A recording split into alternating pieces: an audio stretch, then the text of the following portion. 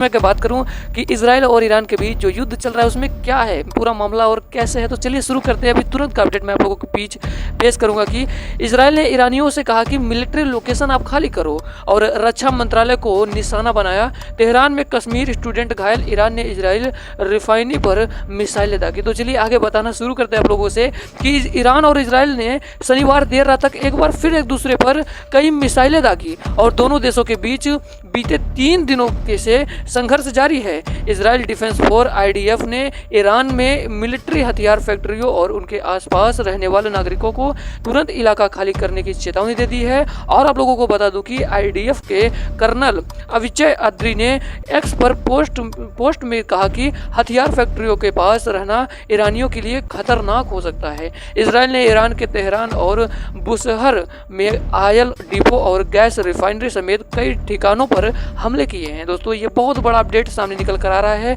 और इजराइल का दावा है कि उसने तेहरान में रक्षा मंत्रालय को भी निशाना बनाया है। पिछले 3 दिनों के दौरान इजराइल हमले से ईरान में 138 लोग मारे जा चुके हैं, जिसमें 9 न्यूक्लियर साइंटिस्ट और 20 से भी ज़्यादा ईरानी कमांडर शामिल है दोस्तों, जबकि 350 से ज़्यादा लोग घायल हैं। इजराइल ने रविवार को दोपहर तेहरान के हुजत दोस्त अली हॉस्टल पर हमला किया, जिसमें कुछ कश्मीरी स्टूडेंट भी घायल हुए हैं। वहीं ईरान ने भी इजराइल पर 150 से ज़्यादा मिसाइलें दागी। किसने भैया? ईरान ने भी इसके बदले में क्या किया? इजराइल पर 150 से ज़्यादा मिसाइलें दागी।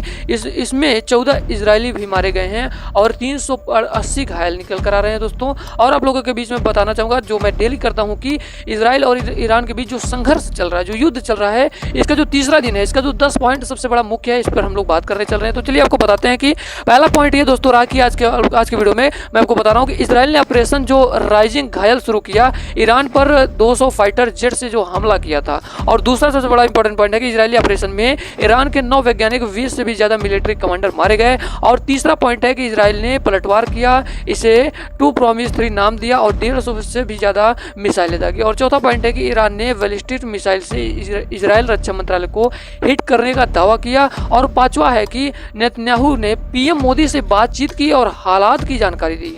और छठवां पॉइंट है कि ट्रंप ने धमकी दी और कहा कि ईरान परमाणु समझौता करे वरना बड़ा हमला होगा। ये भी बड़ा पॉइंट है 6वां नंबर का, कि युद्ध होने का ये भी बड़ा पॉइंट है दोस्तों, कि ट्रंप ने जो धमकी दी है, उन्होंने कहा कि ईरान परमाणु समझौता करे वरना बड़ा हमला होगा। और 7वां है कि इजरायली राष्ट्रपति को सुरक्षित ठिकानों पर शिफ्ट किया गया। और 8वां पॉइंट है कि ईरान ने इजराइल के 3 F-35 विमान गिराने का दावा किया। ईरान ने इजराइल के जो है 3 F-35 विमान को गिराने का दावा किया। इस पर मैंने कल वीडियो बनाया है, नहीं देखा तो आप लोग देख लो। और 9वां पॉइंट है कि इजराइल में 14 की मौत हुई है। इजराइल में जो 14 की मौत हुई है और 7 सैनिक समेत 380 लोग घायल हैं। ये भी 9वां पॉइंट बहुत बड़ा इंपॉर्टेंट है। और आज का लास्ट पॉइंट जो है दोस्तों बता रहा हूँ इस युद्ध का, ईरान और अमेरिका के बीच शनिवार को न्यूक्लियर वार्ता रद्द हो गई है।